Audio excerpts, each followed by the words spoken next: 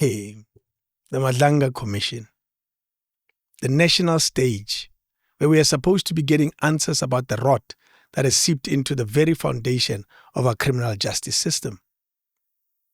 We heard from Major General van Rooyen, a woman with nearly 42 years in the police service and a doctorate in criminal law. You state that you are a Major General in the South African Police Service and that you hold a doctorate degree in law. Is that correct? That is correct, sir. How long have you been with SAPS? Close to 42 years of service. Sorry, if I may just add, I've got a master's, a LLM in constitutional law and or fundamental rights and constitutional practice. She was there to explain the rules, the laws, and the very architecture of policing power. And for hours, we watched top legal minds circle a seemingly simple question. What is the difference between a minister's policy and their directions? The minister's role is to provide political oversight and to determine national policing policy, while operational control of a police service is vested in the National Commissioner. By directives, are you referring to the same thing as directions, which is the word referred to in section 2072, or is your idea of directives something different? I'm asking a direct question.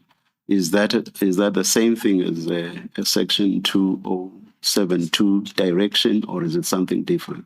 That is the same thing, in my understanding, yes. All right.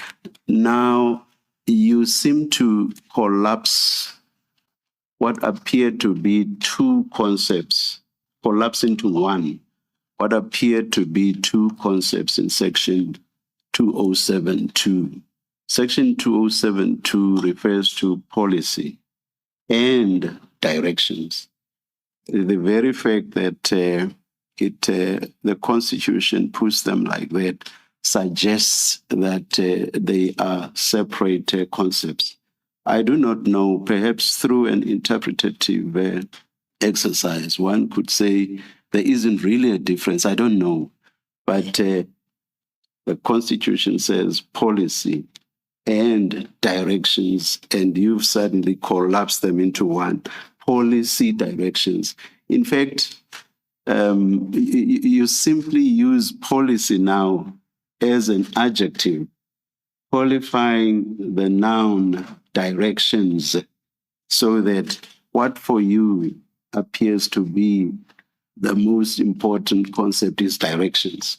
Yeah. So policy is merely adjectival, whereas the two appear to be two separate concepts. Do you want to please comment on that? Chair, I concede. You are correct. The policies, as I explained, are more long-term written documents. It gives the government's goal to achieve certain objectives, albeit in the national policing policy, or the example that I utilized to remove barriers in the reporting of certain offences, and it aims the implementation by the police of long-term goals. These are not things that can be achieved overnight, but it is constant goals that should be entrenched in the police, in its operations, working towards that goal and ultimately achieving it. That would be my understanding of policy. Whereas directions are more short-term, immediate action. As I indicated, it can be written or verbal. What are you doing about gangsterism? I need a report, or I need you to do something about this. And in that regard, my statement may unnecessarily have caused confusion, for which I apologize. No problem at all, General. I've actually also been exercising my mind over what these mean. I know General Masemula did give his interpretation. You have given your interpretation as well. And when you were engaged by my colleague, Commissioner Malloy, and you gave an example of what you understand to be a direction as envisaged in Section 20 207.2. I was interrogating within my mind the question whether, for example, the example you gave cannot actually also be policy. For example, if the minister says we should no longer prioritize such a crime, or we must prioritize such a crime, it's very difficult for me to say that's not policy. It's only a direction. It seems to me it may actually be both policy and a direction. I'm just stating that to say that this is an issue that raises serious interpretation issues. Yes. I'll leave it at that. I won't ask you to comment. Here's my critical take. I watched through this tussle, debating, definitions. And I really found Section 207 quite disturbing. And it made me wonder, while watching this, if indeed the suspended minister or the minister who is on special leave might have a loophole. I think there is a loophole. I decided to even go through the Constitution and check what is Section 207 says. Here's the scene. A fair amount of time revolved around Section 207 of the Constitution, which says the National Commission must manage the police in accordance with the National Policing Policy and the directions of Cabinet. National Commissioner appointed by the President in terms of Section 207 exercises control over and manages the police service in accordance with the National Policing Policy and directions of a Minister of Police. And again, if I can just indicate here, just to highlight where you are going, this is also going to be a relevant provision when you deal with that instruction. That is correct. Section 207 of the South African Constitution establishes a command and control structures of the South African Police Service. It defines the roles of the President. It also defines the National Commissioner's role and the responsible minister. This section is crucial because it outlines the delicate balance between political oversight and the operational independence of the police. I want to break it down for you in more detail. Section 207(1). It speaks of the appointment of the National Commissioner. It states that the President, as the head of the National Executive, is responsible for appointing the National Commissioner of the Police Service. Section 207(2) of the South African Constitution. It speaks of control and management. This is the most debated part of the section.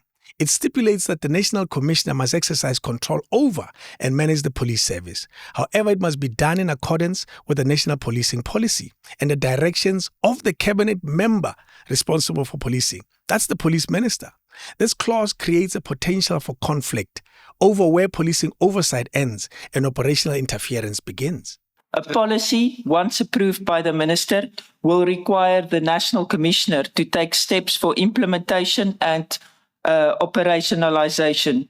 It should further be noted that the National Policing Policy, as envisaged in Section 207(2), was only approved in Parliament in Cabinet in July of this year. Section 207(3) and 4. The Provincial Commissioners. This section also details that the National Commissioner appoints provincial commissioners who are then responsible for policing within their respective provinces, subject to the National Commissioner's overall power and management. Provincial commissioners are appointed by the National Commissioner with the concurrence of a provincial executive in terms of Section 207(3) of the Constitution. The provincial commissioners are responsible for policing within their respective provinces as prescribed by legislation and are subject to the power of control and management of a national commissioner. In the context of the Madlanga Commission of Inquiry, Section 207(2) is the central point of contention. The ambiguity between ministerial policy, which implies broad long-term goals, and the direction, which speaks of potential immediate instructions, is the very loophole that can be exploited for political interference in police operations. I pause to note that clear constitutional distinction exists between the political responsibility of a minister and the operational control of a national commissioner. The minister focuses on policy, governance, and political accountability, whereas the National Commissioner controls and manages the day-to-day operations of a police service in accordance with the minister's policy directives. This structure... Sorry, General. I may be mistaken. I think you are using the term policy directives for the first time. Section 207.2 is supposed to be our shield. It's supposed to separate political oversight from political interference.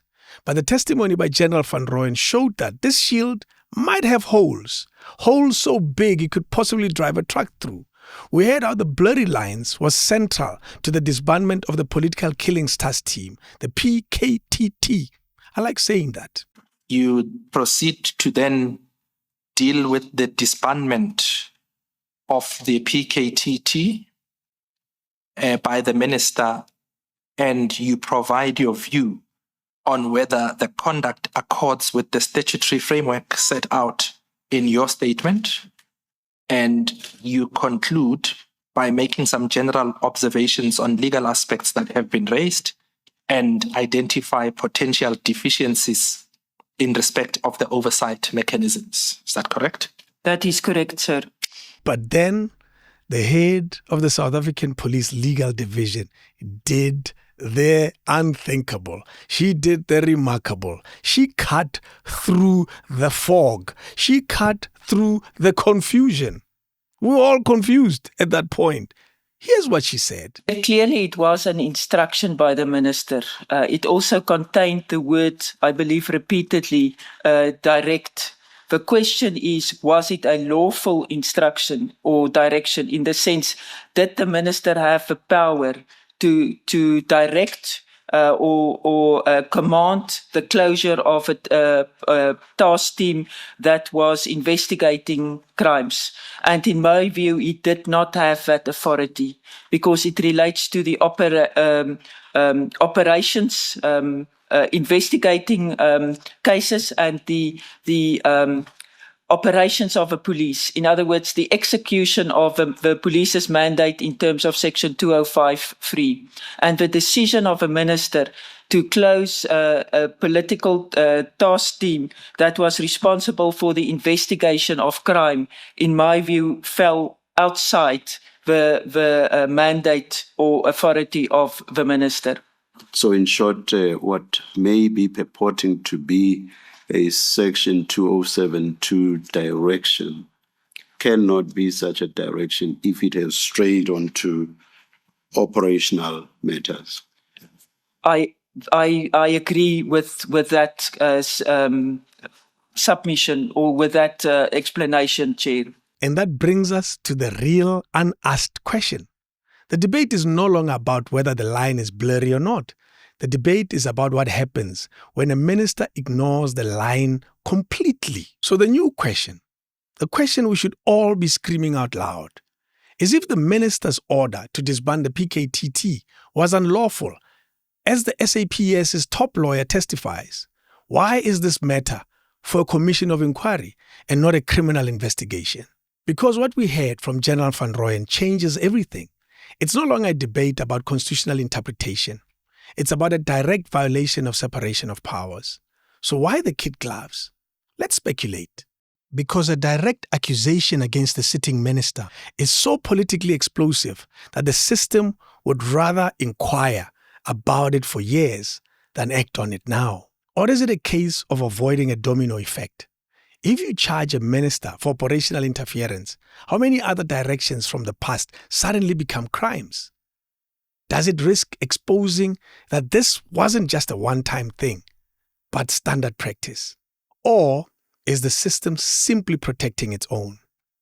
This is the one that should concern us all. Is there an unwritten rule that when the powerful break the law, we call it a policy dispute, but when the ordinary citizen does it, we call it a crime? Make no mistake, what General Van Rooyen put on the record was not just a legal opinion. It was an accusation. It was the state's own legal expert telling a judge under oath that a minister acted outside the law. The question is no longer what does the law say? The question is, does the law apply to everyone? That's the critical take. Well, I'm wondering what is your opinion on this one?